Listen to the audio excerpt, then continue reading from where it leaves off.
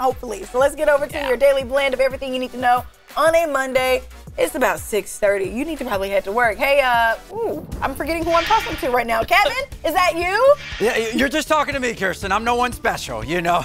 I'm just here doing my job. But as Kirsten said, you guys are definitely probably heading out your way to work. So let me let you know what that traffic's going to be looking like. I want to start off with this right here. We had a traffic collision on I-5 South right near French Camp Road. It is causing major delays, and it's pretty much bumper to bumper in that area. So I want to let you know if you are headed maybe from Stockton or even from the Tracy-Lathrop area and your commute is taking you out to Livermore, well, it's going to take you a while to get there this morning. You're looking at about an hour 7 coming all the way from Stockton. And if you notice real quickly, it has you come down 5 South to the 508. It's having you just avoid the 205 altogether. A lot more drive times coming up. All right, Kevin, I'll give you a little a preview into my weekend. I spent a lot of time fixing sprinklers. You want to know why? Because I know we're going to need them by the end of this week, but don't use them today. There's no point. We're going to get free rainfall, free water for everybody. The rain is moving in today, so let's go ahead and check it out. Out here in the Gilmore backyard, these plants are going to love it because this is going to be what's moving in. Now, first of all, the first thing I want to talk about is this. See that red dot up by Clear Lake? Yes, we did have a very early morning earthquake, a 4.2. Is a bigger earthquake than we usually see in this area. This is a very active area, but a lot of people felt this one in the Clear Lake area this morning. Okay, we've got rain moving in today. We've got some Sierra snow moving in as well. So it's all coming together. I know the radar looks a little funky there, but just know that even though we're in the 40s and 50s at the moment, the clouds are kind of thin. They're going to get really thick today, and then boom, we're going to get nailed. This is going to be a pretty solid storm for about 3-4 hours. Late afternoon, early evening is prime time for the valley rain, then Sierra snow, then it clears up. By Tuesday morning, we're done with the valley rain, and then even with the Sierra snow, I think we're done as well, and then we're going to hit a long streak of dry and warming weather. We're going to hit lots of 80s by the end of this week. Back to you. Thanks, Rob. The tow truck that fell into the Sacramento River nearly 3 weeks ago has now been pulled out of the water. Inside of it, a body was found. Police believe it was Rosalind Sharma. Her husband, Shalmanesh, was found 4 days ago in the water 5 miles south of the crash scene. We talked to Rosalind Sharma's brother, who told us about the moment he saw crews recover the truck his sister was in. It was really difficult to see, and my sister, and she was in the water, and she really cold. I was like, feel like go and hug her and get some blankets. I don't know, maybe she can't feel anything now.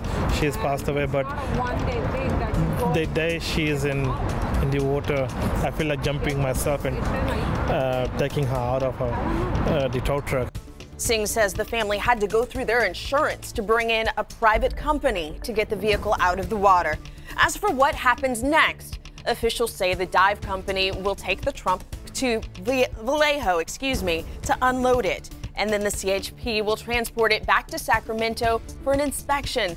So hopefully it can determine how it fell off the bridge. Kirsten. All right, so let's get to some other stories making headlines for you. 6:35 on a Monday.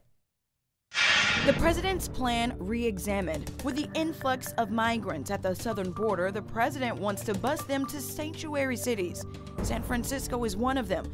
The idea was originally rejected as illegal twice by lawyers for the Department of Homeland Security. Attempted kidnapping arrest. 20-year-old Joseph Dumarcy is now in custody. Police say on Friday he drove up next to a 13-year-old girl walking to school in Sacramento and asked her for directions while touching himself. When she walked away, Dumarcy allegedly got out of his car and tried to pull the girl in. Thankfully, she was able to get away.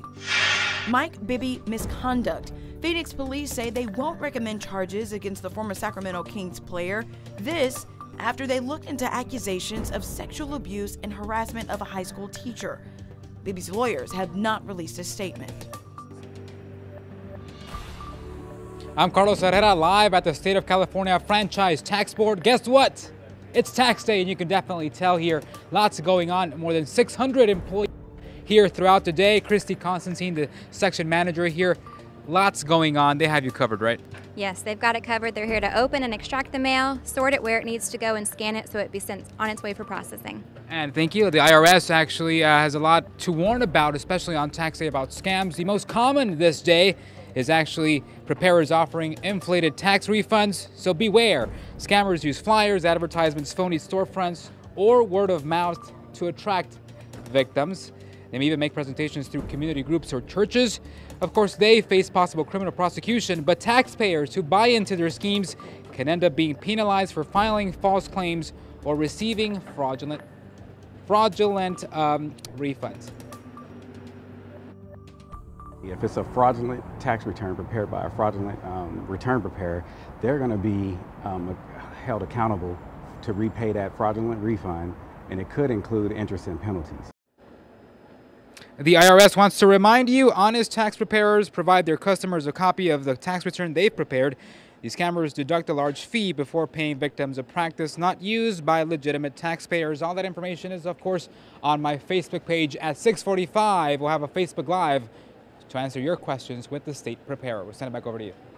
All right, thank you for that, Carlos. That is a look at your daily blend of news and information. If you got something you want to share with us, when you see it online, just use the hashtag MorningBlend10. And if you want more stories like these sent straight to your inbox, we got you covered. Just sign up for our Daily Blend newsletter. You can do that by texting the word email to 916-321-3310, or you can just sign up on our website, abc10.com/email.